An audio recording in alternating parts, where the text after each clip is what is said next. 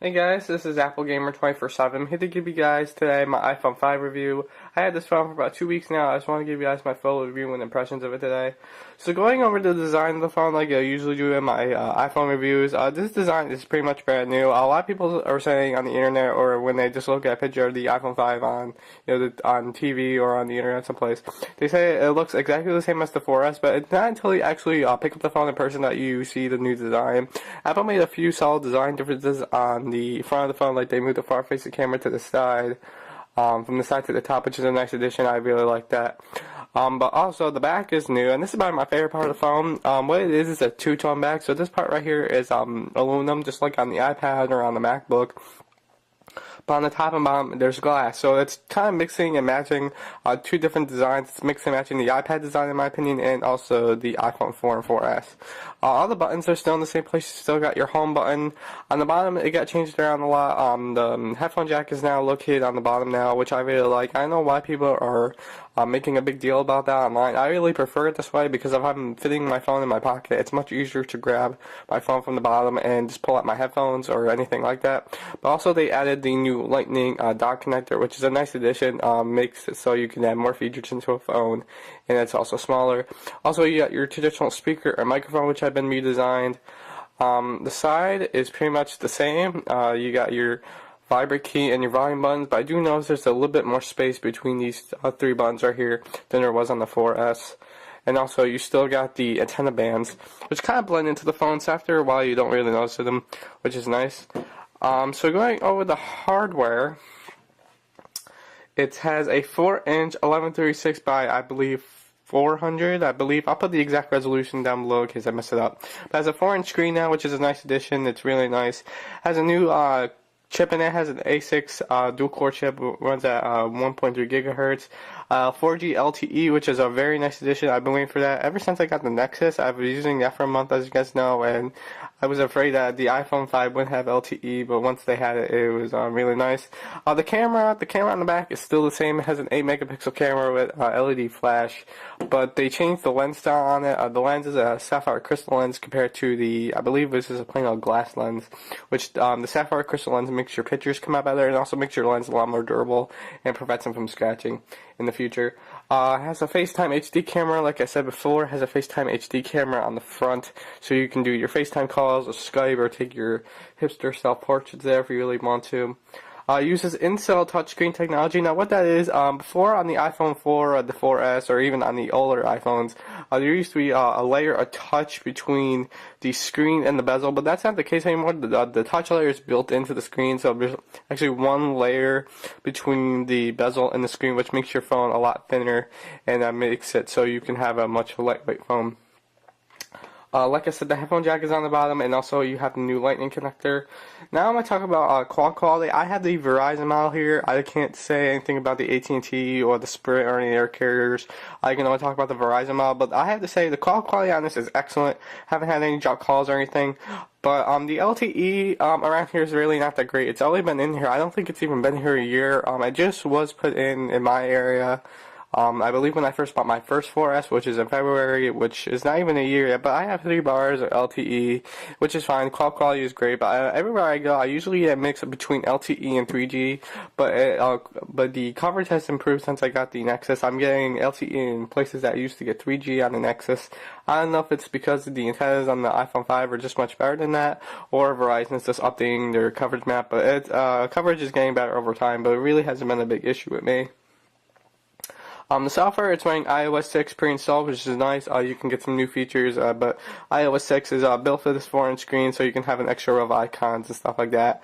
For those people that are saying that iOS 6 is boring, I wouldn't really say that it's boring. I would say it's familiar with a lot of people. A lot of people are familiar, which makes a lot of people get tired of it. I think when people look at Android phones and they see all the skins and everything on it, they look at it as a brand new UI and interface, but really it's the same Android phone. I could say that Jelly Bean is just an updated version of ice cream sandwich, just like iOS 6 is an updated version of iOS 5. So I wouldn't say it's boring. I would say it's familiar with people, and I think that people just want something like Android has, like a skin or something to customize a little bit. But I'm pretty much fine the way iOS works. You know, I like the notification center. And all the stuff like that. I do like the new features that they added to the phone app that allows you to decline and answer calls much better, and also gives you the pull down tab to reply if a message if you're not available to talk. I like some of the new features of that. Going over Maps just really quick, for those people, I know Maps is getting a lot of press lately. I haven't had really any problems with Maps. I used to the other day to get to a doctor's appointment, and they brought me to my destination just fine. But if you live in a big city, I don't live in too big of a city. I just live in a small town. It got me from point A to B, no problem. If you live in a bigger city, I could see what the issue is, but it hasn't had any issues with me. So, going over the pros and cons of what I think of the best things about this phone, I love the bigger screen. I love the 4-inch screen. As you guys know, I don't have the best eyesight. So having this phone with the bigger screen makes it a lot easier for me to read things on the internet or play games. It just makes everything a lot easier for me. So I really like the bigger screen and just how much stuff I can see on it now compared to the 3.5-inch screen. LTE, I love when I have LTE, especially when it's working in my area. Like I said, I don't have the best LTE coverage, but it's getting better. I like that I can have speeds close to my internet connection.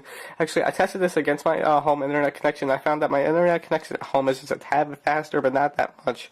So there really isn't a difference between LTE and my home internet, which makes it nice on the road if I want to stream music or watch a YouTube video or use Netflix or anything like that. So I really like the LTE speeds, and I want that to stay on the iPhone I think that will stay on the iPhone for all the next generations until a new internet broadband wireless service comes out. The FaceTime HD camera, I really like that. I really how it's HD. I can record vlogs or anything like that. I really liked how that camera has finally been updated. That was one big disappointment with me with the 4S, is that the front camera did not get updated. I'm really surprised at how light the phone is compared to the 4S. If I were to hold the 4S right next to me, I don't have one anymore, but I would say the 4S is a lot heavier. This is much nicer. It fits really nice in the hand.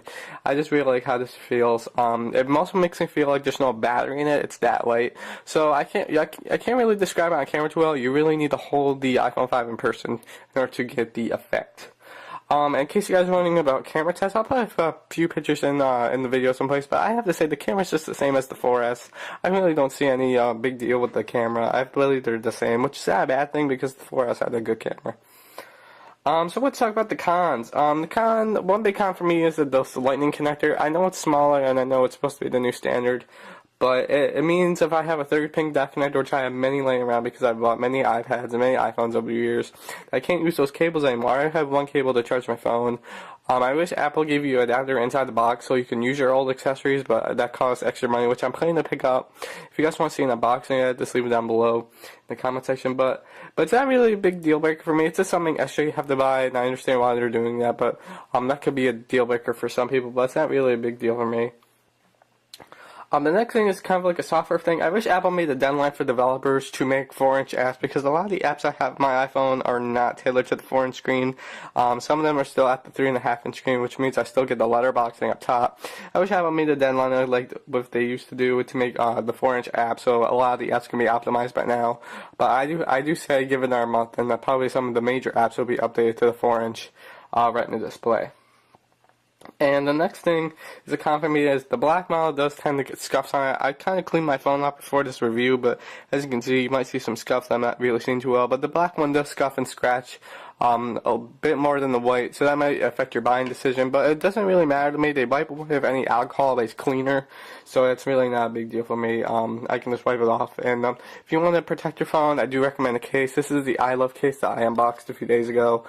This is a pretty good case. I like how the scuffs get on the case rather than on the phone, because I know my phone's getting protected. But if you guys have any other iPhone cases you guys want me to review, just leave them down below. I might buy them or request them for a review. So anyway, guys, my overall opinions of the iPhone 5, should you upgrade if you have a 4S? It's a maybe. The only reason I upgraded is because of the 4-inch screen and the LTE.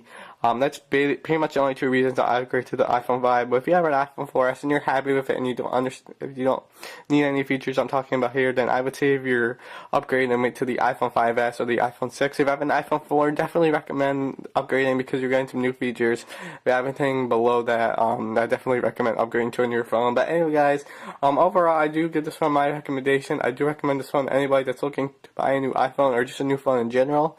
And I will see you guys in my next video.